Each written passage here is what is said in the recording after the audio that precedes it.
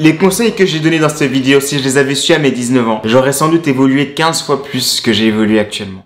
Bonjour YouTube et bienvenue sur ma nouvelle vidéo où aujourd'hui je vais répondre à des questions posées sur Instagram et sur mon YouTube. J'ai mis un post où j'ai demandé à ce qu'on me pose des questions et c'est sur cette vidéo que je vais y répondre. Et on commence tout de suite avec une question de Léo Tej qui me demande comment parviens-tu à garder la motivation au fil des années. J'ai commencé la musculation en janvier, ça fera 6 ans et ce qui fait qu'au fil des années j'arrive à garder la motivation jusqu'aujourd'hui. Ça s'explique tout simplement que c'est devenu une habitude. J'ai l'habitude de voir mon corps musclé, congestionné, les courbatures. C'est devenu une habitude. Et vu que c'est devenu une habitude, ce qui se passe, c'est quand je n'ai pas tout ça, quand je ne peux pas faire ce que je fais d'habitude, je me sens mal. Donc à un moment, c'est plus une question de motivation. C'est juste qu'à force de faire les choses, ça devient une habitude. Et en général, les êtres humains, on a du mal à se détacher de nos habitudes. C'est pour ça que c'est dur pour certains de se mettre au sport. Parce qu'ils ont l'habitude justement de ne pas avoir mal, de pas se faire mal, de pas avoir de courbatures. Du coup, quand tu te mets à la salle, tu changes d'habitude. Et en général, beaucoup de gens craquent parce que justement, ils ont changé trop brutalement ces habitudes en question. Et ben moi, c'est pareil. Me surpasser, me dépasser, c'est devenu une habitude. La deuxième chose qui me garde motivé, c'est le résultat. Je suis amoureux du résultat. Quand tu te lances dans un objectif et que tu te suis, c'est-à-dire que tu notes ton parcours à chaque fois et qu'au final tu arrives à un résultat, la satisfaction personnelle que je ressens par rapport à ça est si grande que je prends un plaisir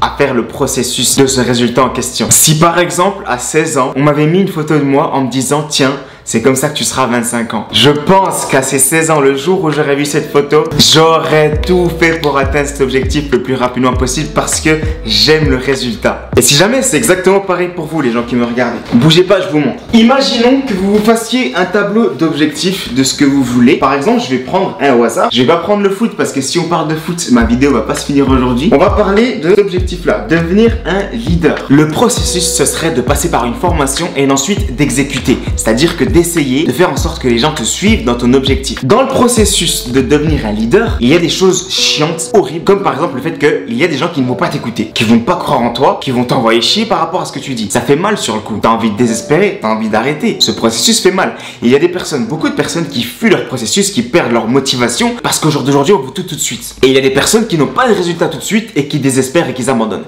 Mais quand tu te connectes vraiment à tes idées, à tes objectifs et que tu te dis, le résultat de devenir un leader va être que je peux monopoliser 100 personnes, 1000 personnes à suivre précisément l'objectif que je veux. Par exemple, prenons le foot. Je veux que mon équipe gagne ce match à tout prix. On a un match de coupe. Je dois gagner ce match.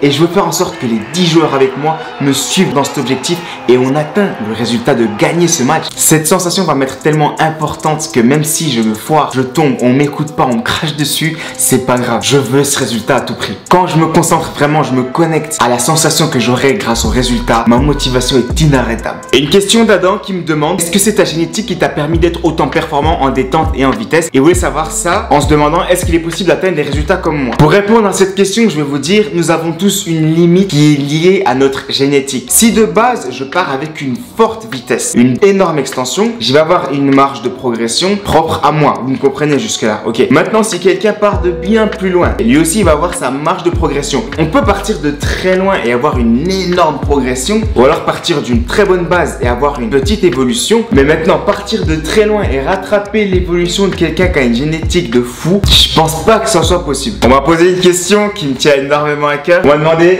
si je préférais Goku ou Jiren. Comment je peux répondre à ça? Non, c'est chaud. Mais en vrai, je pense que je vais choisir Jiren. Alors pour ceux qui ont regardé la série, pourquoi est-ce que je choisis Jiren?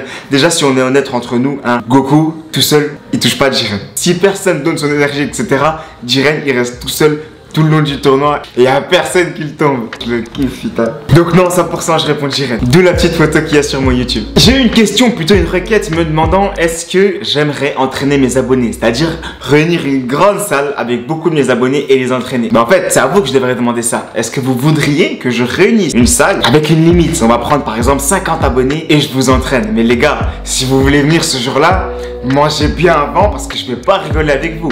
Si vous venez me voir, c'est pour essayer de vous entraîner une seule fois au moins comme moi je m'entraîne. Et je vais vous pousser à bout, je vous le dis tout de suite. Ensuite on m'a demandé quel est le muscle que je déteste le plus travailler. Et pour répondre à cette question, je vais répondre les mollets. Vous avez déjà eu des courbatures aux mollets? Vous savez, il y a les courbatures des jambes, c'est connu internationalement. Ça fait mal, on marche plus, etc. Mais les courbatures des mollets. Faites-vous une bonne séance mollet et s'il vous plaît, dites-moi le ressenti. Les pires courbatures sur cette terre, c'est les courbatures des mollets.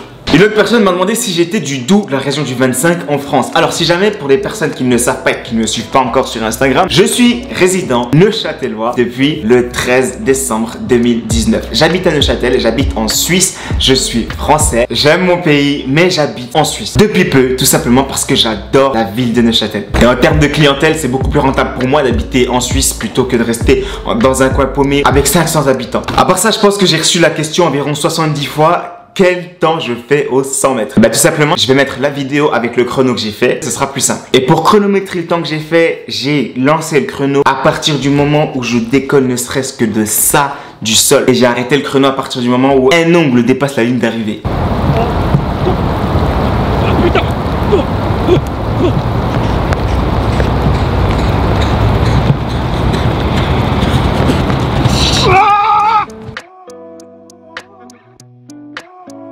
Après, bien sûr, ce n'est pas aussi précis que si j'avais un starting block et un vrai chronomètre de professionnel. Je fais avec les moyens que j'ai et approximativement à 0,5 de plus ou de moins près, ça ressemble à ça. Quel est le muscle que tu préfères physiquement et que tu aimes travailler? Mes jambes. Tu te piques combien de fois par jour? Yes, j'adore cette question. Tu es végétarien depuis quand? Je suis végétarien depuis le 13 novembre. Foot ou musculation? Je n'ai même pas hésité une seconde. Foot. Question de Dylan. Quels sont les meilleurs conseils pour atteindre ses objectifs dans la vie? Je vais être assez bref parce que si on plonge vraiment dans le sujet, vraiment la vidéo va durer trop long. 1. Se fixer des objectifs comme je l'ai fait sur le tableau que vous avez vu tout à l'heure. C'est très important de savoir où l'on va, mais avant de se fixer des objectifs, il faut être sûr de ce qu'on aime, ce qui dans notre enfance, ce qui dans notre vie, ce qu'on ressent le plus fort. Il faut d'abord savoir ça et par rapport à ça, se fixer des objectifs. Ensuite, une fois qu'on a fixé ces objectifs sur ce que l'on aime, il faut faire ce qu'on appelle un plan. Comment parvenir à ces objectifs-là? Si ces objectifs sont trop gros, il va falloir casser cet objectif. Imaginons par exemple que je veux être footballeur professionnel.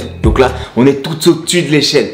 Je peux pas devenir footballeur professionnel tout de suite, je peux pas devenir footballeur professionnel dans une semaine. On va commencer par exemple, monter d'une division au foot. Mais monter d'une division au foot, c'est aussi difficile. Donc on va encore casser cet objectif en choisissant marquer 10 buts. Parce que si je marque 10 buts, j'aurai plus de facilité à monter d'un niveau. Vous comprenez où c'est que je veux en venir? Et maintenant qu'on a bien descendu le niveau de notre objectif, ce qu'il faut faire, c'est parce que bien sûr, il va y avoir des échecs. On ne peut pas réussir tout ce qu'on entreprend. Il va falloir persévérer dans son objectif. C'est-à-dire que même en cas d'échec, même en cas de coup dur, même en cas de blessure, et je sais de quoi je parle, il ne faut jamais lâcher ce qu'on aime. Attention, je parle de foot, je ne parle pas de sentiments amoureux, amicaux ou familiaux. Mais si je dis ça, c'est parce que on a beau aimer des gens, s'ils ne nous apportent pas ce dont on a besoin, s'ils ne nous rendent pas plus forts, parfois il faut partir.